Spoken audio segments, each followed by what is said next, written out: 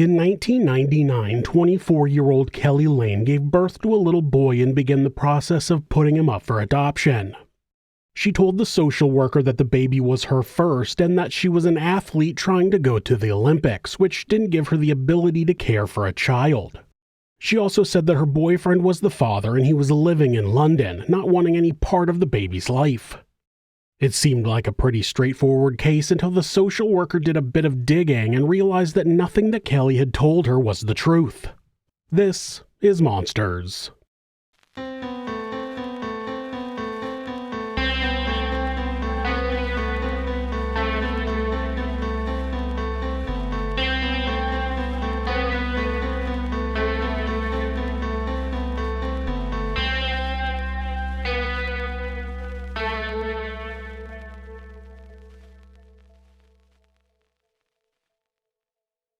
Keli Lane was born on March 21, 1975 to Robert and Sandra Lane. She has an older brother named Morgan.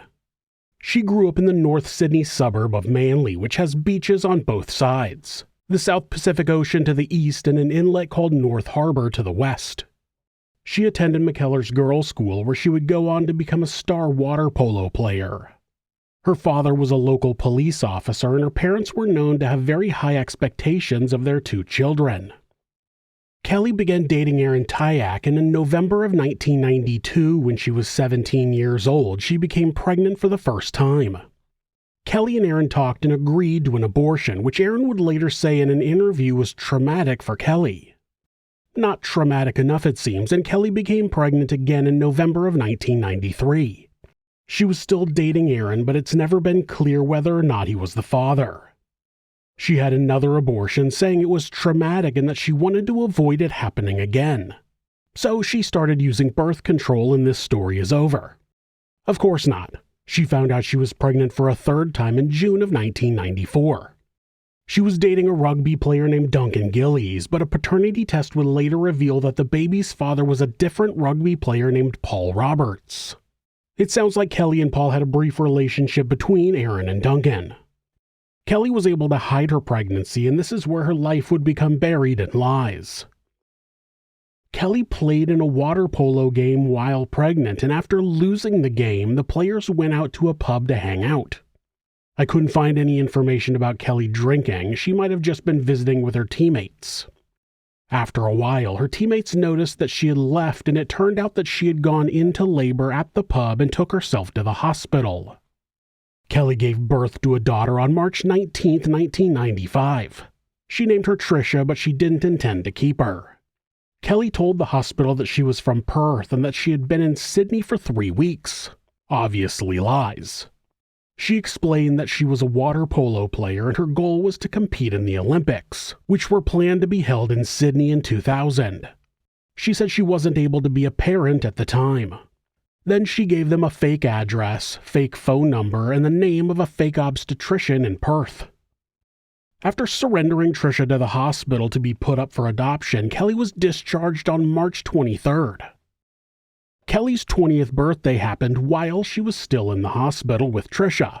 When questioned about how nobody noticed that Keli was MIA on her birthday, it turned out that Keli had temporarily checked out of the hospital, went and celebrated her birthday with friends, and then returned to the hospital. That was the level of deception that Keli was at. Keli was referred to Senecare Adoption Agency, and she started out participating in the adoption process, though nothing she told the caseworker was true. She said that she had moved to Perth when she was 13, her parents still lived in Perth, she had been enrolled at the University of Perth, her parents were aware of the pregnancy and, though not happy, they were supportive. Duncan was the father and he was also aware of the pregnancy. He had even come to the hospital to visit her and Trisha. None of those things were true. She also claimed that Duncan would be willing to come in and sign adoption paperwork, but he was in the UK at the time and wouldn't be back for 2 weeks. Another lie. When Keli returned to meet with the social worker more than 2 weeks later, she claimed that Duncan had extended his trip to play rugby in Scotland, which was not true. She then signed a sworn statement about Duncan that read, quote, "He has indicated to me his willingness to sign a consent," At the present time, he is working in the United Kingdom and has plans to return within the next 14 days. Duncan was not the father, and he had no idea Keli had been pregnant. Keli was trying hard to keep the birth and adoption of her daughter a secret, but she underestimated how much valid information the adoption agency would want. When they tried to call her, the number didn't work, so the social worker sent a letter to the address asking Keli to contact them. Well, the address didn't exist, so Keli never got it, and she never contacted them. After waiting more than a week to hear from Keli, the social worker sent a registered letter to Duncan, which meant it would be held for him at the post office. 2 days later, Keli showed up at the adoption agency and told the social worker that she and Duncan had separated, and she signed another sworn statement that said that Duncan had changed his mind and didn't want any involvement with Trisha. While at the adoption agency, she learned about the registered letter that had been sent to Duncan, and after she left, she swung by the post office and picked it up. A few days later, Keli told the social worker that Duncan was aware that they had been trying to get in contact with him, but he didn't want to be involved and he wanted them to stop harassing him. Keli continued competing in water polo events throughout her pregnancy. Her teammates said that she would stay obscured until she got into the water, and from above you couldn't tell she was pregnant. In later interviews, though, many of them said that when they went under the water they could clearly see she was pregnant, but they never said anything. She competed in multiple tournaments up to and after the birth of Trisha.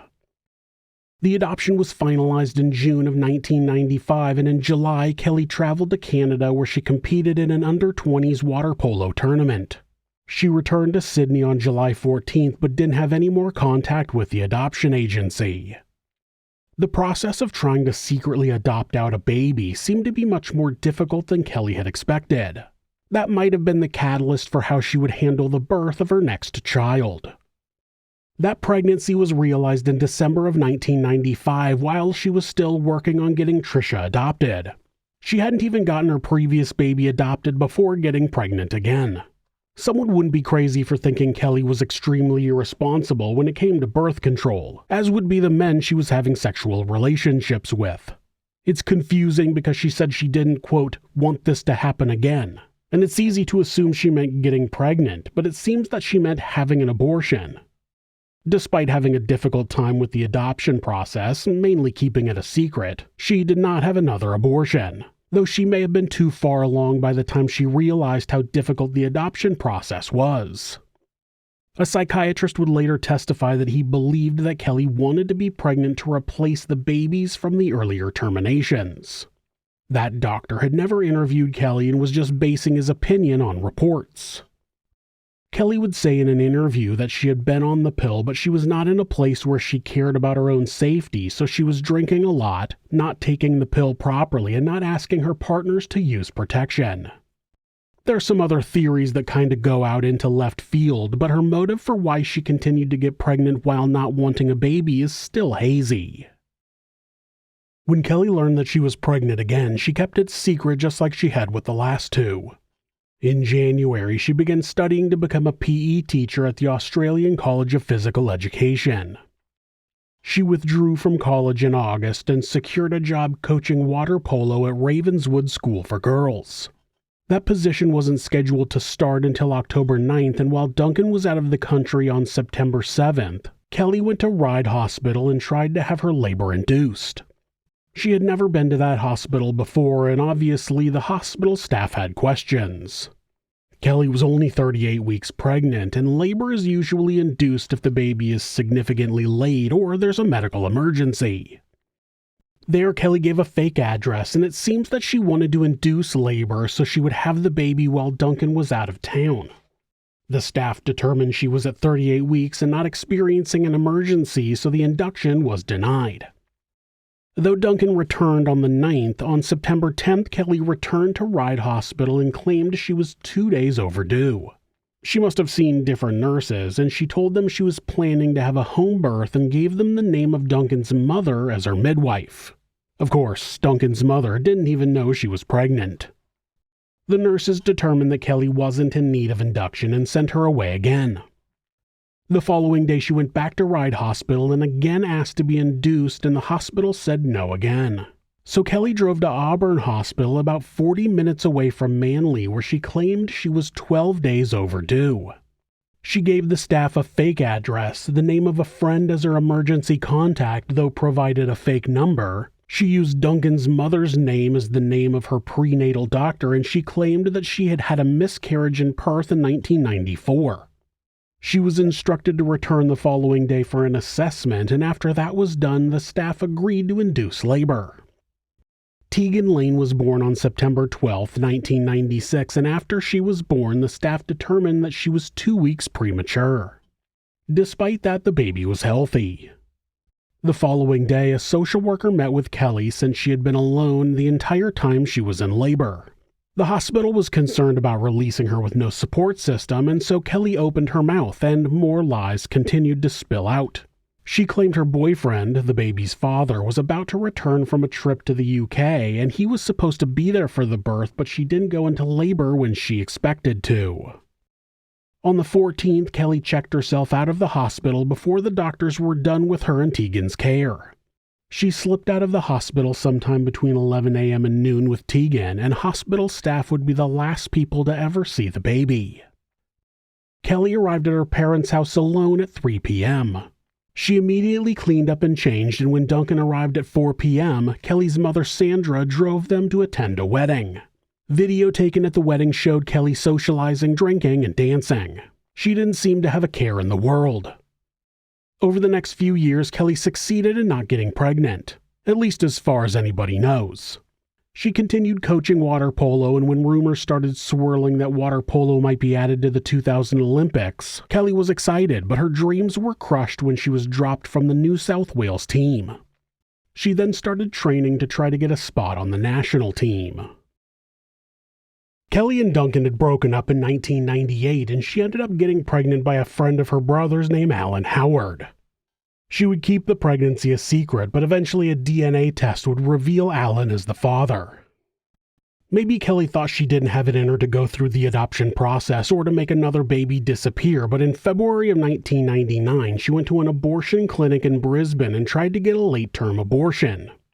Despite her lies, the staff determined the fetus to be too far along and she was denied, because those are only done in emergency situations and make up about 1% of abortions in many countries, including Australia, the US, and the UK. Keli ended up carrying the baby to term, and her third and final secret baby was born on May 31st, 1999. She named this baby Archie. The following day, Keli contacted the adoption agency and told them she wanted to put Archie up for adoption. She told them she had been living in London, but she flew back to Sydney to have the baby, for some reason. She told the social worker that Duncan was the father and that he was living in London. She said he had left her when she was 5 months pregnant. Again, the adoption agency said they needed the father's consent in order to complete the adoption process, so Keli came up with more and more lies, eventually avoiding the situation completely. The social worker got the Department of Community Services, or DOCS, involved, and they started investigating. They found that Keli had been at Ryde Hospital in 1996 in the late stages of pregnancy, but she had told the social worker Archie was her first child. Eventually, the social worker sent a letter to Duncan at the Manly Rugby Club, and the staff there forwarded it to his correct address. After Duncan read the letter, he confronted Keli, but she claimed there was no baby. Then she admitted there was a baby, but that he wasn't supposed to know about it. Oh, okay, I wasn't supposed to know about a baby. That clears things up. Obviously, the social worker learned that Duncan was not the father, so Keli told her a man named Aaron Williams was the father. That was a name she just made up. Ha, you can't track down someone if they don't exist, am I right? Actually, you'd be wrong. Keli told the social worker that Mr. Williams worked at the Barclays Bank in London, and when she called to verify, she was told that there was no Aaron Williams who worked for the company. When Archie's father could not be located, Keli signed a sworn statement about who the father was and that he did not want to be involved with his child. Though it seemed that the adoption was moving forward, the DOCS investigator was not satisfied with the information he had found. He contacted Keli and asked her if she had given birth to a baby at Auburn Hospital in 1996, and she said no. That's when the investigator told Keli that he would be referring the matter to the police. It was that point that Keli admitted to having 3 babies for the first time. She wrote a letter to the social worker that included a bunch of claims that her family had disowned her, though they hadn't, and she stated that Tegan lived with a family in Perth, but she had never visited her. In June of 2000, the adoption of Archie was finalized, but the Doc's investigator had already submitted his findings to the Manly police. Detective Senior Constable Matthew Kehoe was assigned to the case. When Keli was interviewed in February of 2001, she claimed that she had given Tegan to her father, who she was then claiming was a man named Andrew Morris. She said Andrew had picked her up at the hospital, gave her a ride home, and kept Tegan with him.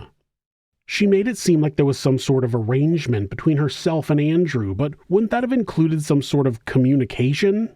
Wouldn't she have called Andrew from the hospital to know when to pick her up? That detail would come up later after the trial. There was 3.5 hours between when Tegan was last seen and when Keli showed up at her parents' house. It was a 40-minute drive. What happened the rest of the time? She arranged the transfer of an infant with zero evidence that it happened? And then what about records? Tegan's birth was never submitted to records. The Medicaid system, which covers child health care, had no record of reimbursing anybody for Tegan's care. Even up until the time of Keli's trial, there was no record of Tegan having been enrolled in school. The detective asked if she could provide the last address she had for Andrew, and Keli said she didn't know where he lived. In a later interview, she claimed that Andrew's house was a 2-minute walk from the pub where she had met him. So how hard would it have been to find that address? The investigation didn't seem to be at the top of the priority list for the police because Keli would not be interviewed again until the following year. She told Detective Richard Gott that she gave Tegan to her father, Andrew Norris. When Gott asked why she had told Detective Kehoe his name was Andrew Morris, she said she hadn't and insisted she said his name was Andrew Norris. So Tegan's father went from Duncan Gillies to Aaron Williams to Andrew Morris to Andrew Norris. Then she told a different account of what had happened after she left the hospital. Then she claimed she had a friend named Elisa who knew about Andrew, but when the detective asked for her contact info, Keli claimed she didn't have it. Of course, Detective Gott was able to track Lisa down, and she denied ever knowing an Andrew Norris, or an Andrew Morris for that matter. After that, Keli would begin dodging the detective. When he interviewed her again 7 months later in May of 2003, he asked her about the letter she had written to the social worker, claiming Tegan was living in Perth. Keli gave a vague story about believing Andrew wasn't going to stay in Sydney and alluding to him having family in Perth, but it wasn't really an answer. In 2004, a coroner's inquest was held regarding the disappearance of Tegan Lane. Keli was offered an immunity deal that would give her immunity from prosecution for any crime besides murder if she came clean about where Tegan was. She turned the deal down, which she said was because she was already telling the truth. But most people believe it's because coming clean would be to admit that she murdered the baby, and the immunity didn't include that. Another coroner's inquest was held in 2005 where a plea was put out asking for anyone who knew a childless couple who suddenly had a baby, but there was no response. The coroner determined that Keli's story of handing the baby over to Andrew Norris was not accurate due to her evasiveness and a litany of lies. He said he was, quote, completely unable to accept the final version given by her. For the next few years, an extensive search for Andrew Norris or Morris and Tegan was conducted. 41 men named Andrew Norris or Morris were located and interviewed. Birth records, adoption records, school records, medical records, police records, immigration records, missing persons records. There was no sign of either Andrew or Tegan. Authorities searched rental properties around the area where Keli had claimed Andrew lived. There was no evidence that Andrew Norris existed or that Tegan had remained alive after Keli left the hospital. Keli Lane was charged with the murder of Tegan Lane in November of 2009. Keli's trial began in August of 2010, and the prosecution posited that Keli had killed Tegan and disposed of the body because she didn't want to keep the baby, but she also didn't want anybody to know about her. The defense was simple. Keli's statement that she gave the baby to Andrew Norris was true. The Crown was able to prove as many as 95 lies told by Keli to multiple adoption agencies, multiple hospitals, docs, and the police, not to mention her friends and family.